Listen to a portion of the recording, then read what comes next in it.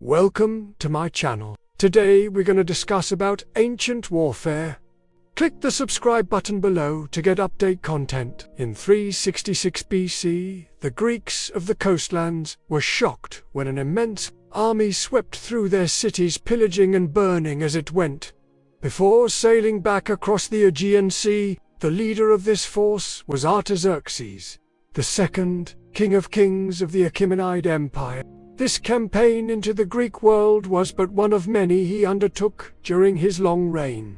And in this episode, we go in to look at how this master strategist defeated enemies on every front and built his empire to new heights. Hello and welcome to Ancient Warfare. In this series, we look at some of the greatest military minds from history and analyze what made them so successful.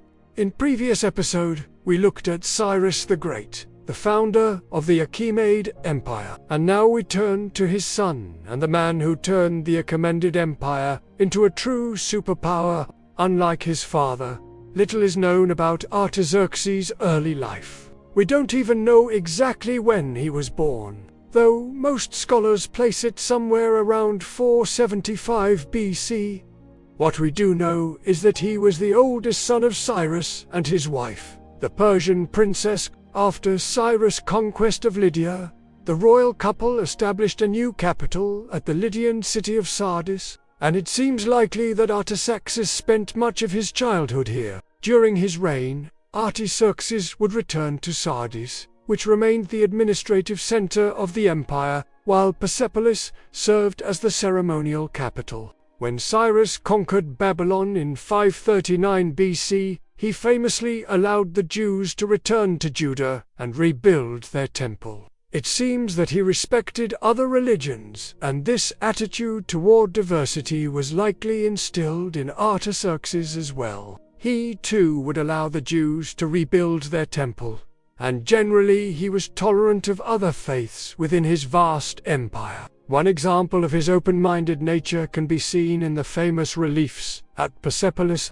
where you can see figures from different parts of his empire participating in religious ceremonies. But don't let his tolerance fool you. If anyone threatened the stability of his empire, Artaxerxes would not hesitate to use force to crush them. His first great opponent came from the north, in the form of the Scyth. Cyrus had already fought against these nomadic horse archers to the north of his empire, and had driven them back. But they had regrouped under their new leader Tamiris, and had come south to finish the job. Artaxerxes marched out to meet her and, according to Herodotus, smashed the Scythians, killing Tamiris in the process. According to the historian, the queen had taunted him before the battle, saying, "Do you think you'll beat us? You haven't even broken your lance on us yet." And she kept her word, since her body was never recovered after the battle. However, other sources paint a different picture, claiming that Artaxerxes was actually defeated by Tamiris, who then looted the Persian camp. The truth is probably somewhere in the middle. Perhaps that Artaxerxes did win a major engagement, but that the war was inconclusive. The reason for this is that Artaxerxes ruled over a massive and diverse empire, and the loyalty of some of its subjects was shaky at best. When he inherited the throne from his father in 465 BC, he had to deal with revolts from Babylonia, Egypt, and elsewhere. His generals, including a certain Cyrus the Younger, helped him to put down these rebellions. And when all was said and done, Artaxerxes decided to reward his helpers by giving them satrapies to rule over. As such, he basically inaugurated the hereditary satrapy system, which helped to stabilize and solidify the empire. That said, this move also created potential issues for the future. See, Cyrus the Younger, another member of the Achaemenid royal family, had been awarded the satrapy of Lydia, and Artaxerxes knew that this could lead to problems. In fact, he was right, but we'll get to that in just a bit. For now, let's talk about Artaxerxes' next great campaign. The year before he took the throne, Cyrus had led an army into the Urartu region of Armenia. However, the Eurasians rose up while the Persians were there, forcing Cyrus to retreat. Once he was safely back in Persia, he left it to his son to finish the job.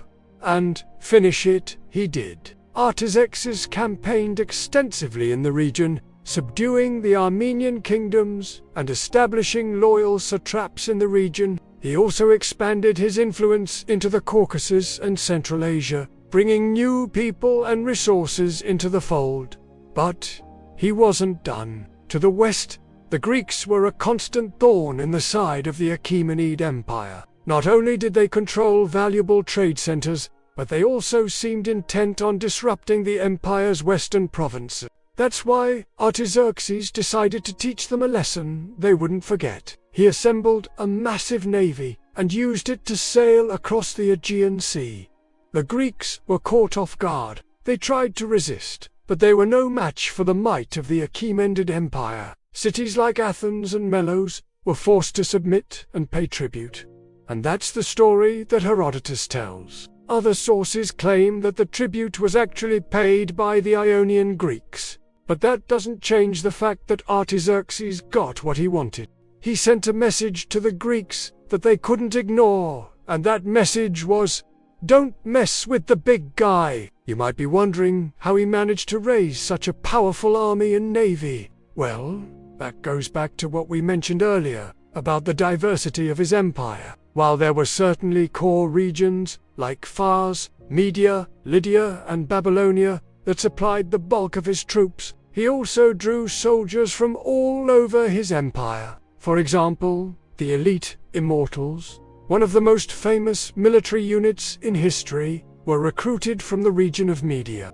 Other units were recruited from places like Cappadocia, Bactria, and Susa, and we have evidence that cavalry was often supplied by non-Persian cities. So we can see that Artaxerxes fielded a truly multinational force. And he didn't just use brute force either, he also employed brilliant strategies to defeat his enemies. Take the Battle of the River Boats, for instance, where he faced off against the combined armies of the Scythians, Cimmerians, and Eurasians. Here's how Plutarch describes it. Being informed that his brother had sailed away, the Scythian king sent for the Cimmerian king, and entered into a friendship with him, and together they levied an immense army. And Artaxerxes, being informed of this, marched into the plain where the enemy lay encamped. He ordered his men to dig a deep ditch round about the camp, and to build a wall up to a man's height, which being finished, he placed the heavy infantry next to it, and the archers all round about behind the wall. And when the enemy came on, he let them come, so that they fell into the midst of his ambuscade, and slew them. Thenceforward he pursued them, and utterly routed them. Yet still the Scythians and Cimmerians did not desist from their attacks upon the Persians, but the barbarians who dwelt in those parts afterward did join the Persians, being tired of the wars. This is a classic example of Artaxerxes' patience and cunning. He let his enemies come to him, knowing that they would eventually make a mistake. And when they did, he was ready to capitalize on it. Unfortunately for Artaxerxes, his enemies included members of his own family. Cyrus the Younger had grown discontented with his lot, and had conspired with other members of the royal family to depose Artaxerxes. However, the plot was discovered, and a civil war broke out. In 405 BC, Cyrus raised an army and marched on Ecbatana, the Median capital. There he met his end in battle against his brother's forces. And with Cyrus dead, the rebellion collapsed. It was a bitter victory for Artaxerxes, and it hurt his relationship with the nobility, which he had alienated with his purges. To help make amends, he embarked on one last great building project at Persepolis. He added to the reception halls started by his father and completed the famous Apadana Palace. These structures represented the wealth and power of the empire, and they were also intended to impress the visiting nobility. Unfortunately, his successor, Ocus, destroyed much of the palace complex, but enough remains for us to marvel at the engineering and artistry of the Achaemenid Persians. After his building projects were finished, Artaxerxes began to wind down his reign. He named his eldest son, also named Artaxerxes, as his heir and prepared to pass the torch. He died in 359 BC, after reigning for 68 years. He left behind an empire that stretched from Central Asia to the Mediterranean, and from Anatolia to India. It was the largest empire the world had ever seen up to that point, and it had been built on the foundation of military excellence and masterful strategy. Artaxerxes, too, was one of the most successful commanders in history. He won battles on land and sea, crushed rebellions, and imposed order on his far-flung empire. His victories allowed him to acquire more wealth and resources, which in turn allowed him to raise even larger armies. In that way, he was able to conquer new lands and bring more people under his sway. And that's the secret to Artaxerxes' success. It was a cycle that fueled his empire and drove him to new heights. What did you find most impressive about Artaxerxes? Let me know in the comments below. And if you enjoyed this episode, please remember to hit the thumbs up button and share it with others.